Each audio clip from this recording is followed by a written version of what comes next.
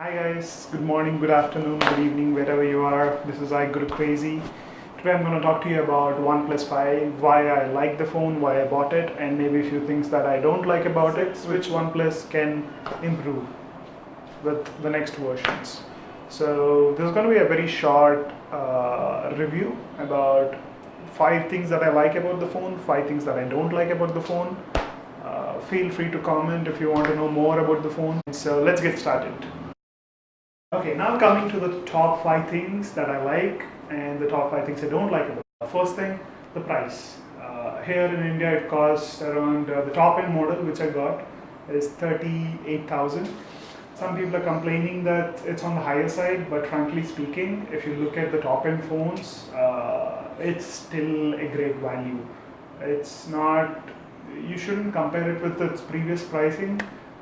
Sure, they could have kept it the same, but I think it's still a very good value. Coming to the second point, the design. So when you look at this phone at this price point, the feel of the phone, the materials, the build quality, and I think it's much better weighted than my iPhone 7 Plus. The design and the feel of the phone is so much nicer. It's nicely tapered compared to the iPhone, which feels a little more slippery than the OnePlus 5. So the design quality of the phone is top notch. That is the second big thing for me. Coming to the third big thing, the speed. When I talk about speed, I'm talking about the charging speed. Within 1 hour, I can complete 100% recharge, and that's a big thing. With my iPhone, I leave it in charge overnight. I don't know when it gets to the 100%, but I remove it in the morning and use it. What happens to that is, if my 100% capacity is reached by, let's say, 6 a.m., I can drain it out till maybe 9, my regular usage. But if the 100% capacity reaches at 3 a.m., I could probably drain it out by maybe 6 a.m. So after a point, the iPhone stops charging. So even if it's plugged in, that's what I observed. So I felt recharging early morning between 6 to 7 or 7 to 8 just before you head out to the office is the best thing. And that's where OnePlus 5 scores points over the iPhone 7 Plus for me. The next speed bit I would like to talk about is the performance. Yeah, this phone comes with 8 GB RAM for the top end model and 6 GB RAM for the entry level model, and it's fast, but 8 GB might be an overkill. Even 6 GB, I'm not sure. But this thing flies. The app switching, the performance of opening apps and closing apps, the games, all these are super fast on this phone, and it just flies. What happens with Samsung phones is that after 6 months of usage, they kind of slow down. I don't know why. Even iPhone behave the same way after maybe 2 years. Might have to do with something with software and software optimization. So that brings me to the next fourth point, is the software. Now, Android releases its own vanilla versions on the Nexus devices. They are stock Android in the sense that there are no customizations. It's what Google gives to different manufacturers is what you get in Nexus. What Samsung, LG, Sony, they all do is they add their own customizations, like changing the icon designs, adding skins and layers on top. Because of that, the phone slows down actually over a period of time due to lack of updates or improvements.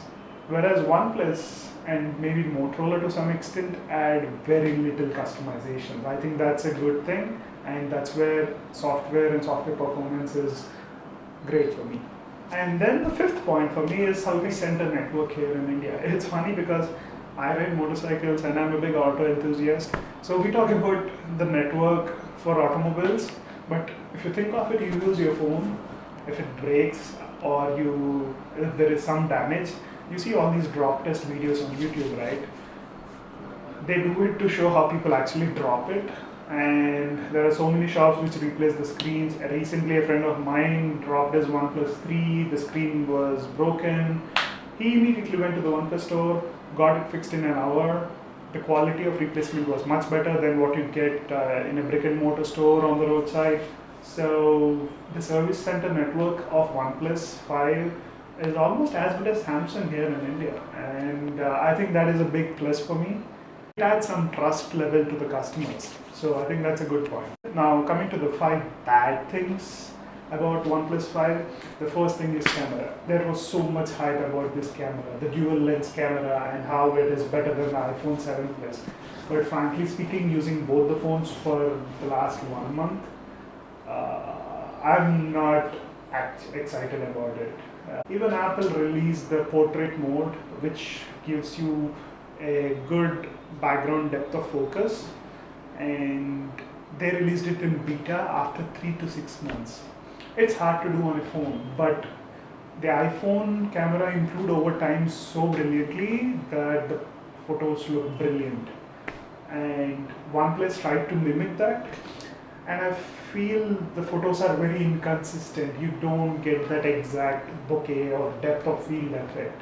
Yeah, it's a small manufacturer compared to Apple, but with the hype and media attention that they're getting, and the one that they themselves are promoting, I think they failed badly. The best part of the camera is actually the front side camera. It's so much better than the iPhone 7 Plus. I use it a lot when I go out with my friends. The major problem for me is it's very inconsistent.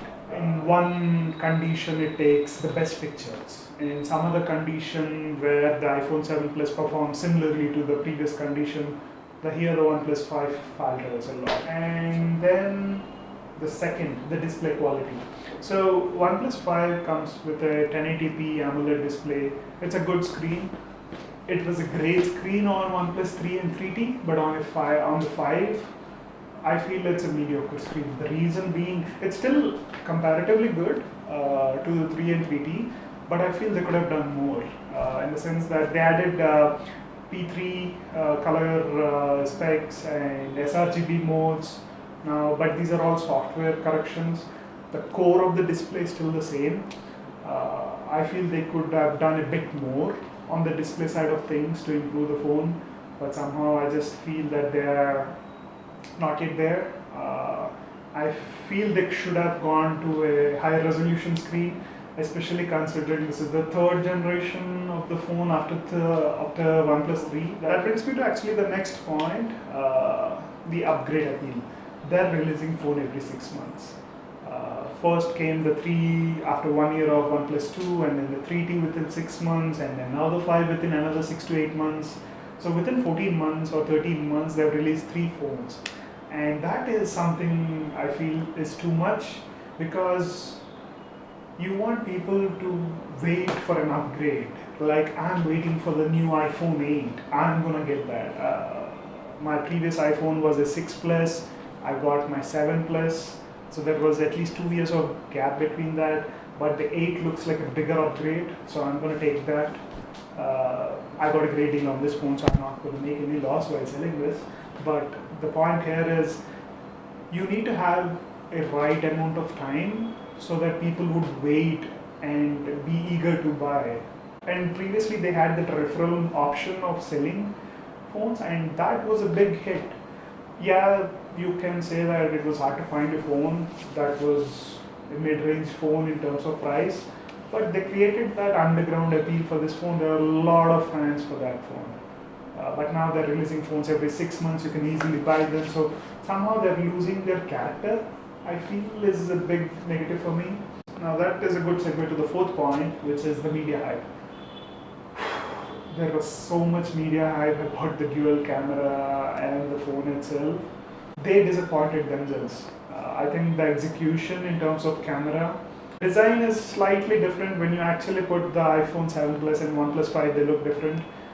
But still they look a lot similar, even with the color, the antenna bands, the camera module placement. They do add a headphone jack. The media hype was a big negative for me. That's a 4th big letdown for me. There's too much of media attention. Yeah, you should market your phone, but let the phone do the things for you, right? Like, how did your last 3-4 generations work? You don't need to hype so much when there is actual stuff. I feel that's where the execution failed a lot. And that brings me to the final point, the similarities to the iPhone. It looks so similar that, yeah, I mean, being an Apple fanboy and an iPhone user for a long time, it makes me feel happy that someone's trying to imitate. But as they say, when you're trying to copy or imitate something, don't do a half-baked approach, do it your full-fledged way, and I think that's where they fail.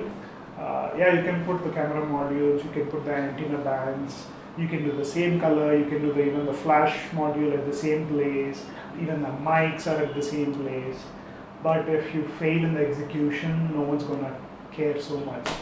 Till 3T, they had their unique thing. They didn't go after their market leader. So I feel in their pursuit of perfection, I feel they lost it. That's the fifth big negative for me. That's it, guys. If you want to know something more about the phone, this is my secondary phone. I'm going to keep it as long as possible. So if you want to know anything about the phone and the performance or how it is in comparison to the Apple ecosystem and the iPhone 7 Plus, please let me know in the comment section and I will try to answer them as soon as possible. See you guys. Ciao. Bye. So, thank you again for watching. Don't forget to hit like and subscribe if you want to see more videos from me. And thank you for your support so far. Bye bye.